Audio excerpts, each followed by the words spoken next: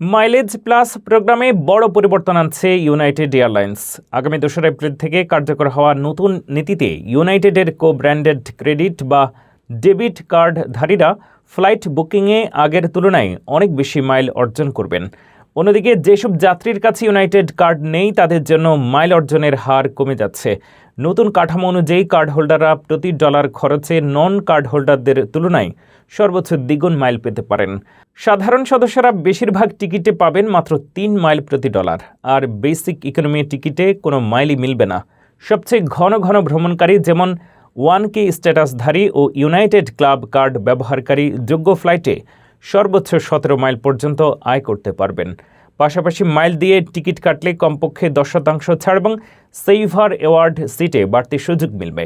ঘোষণার পর সামাজিক মাধ্যমে শুরু হয়েছে মিশ্র প্রতিক্রিয়া।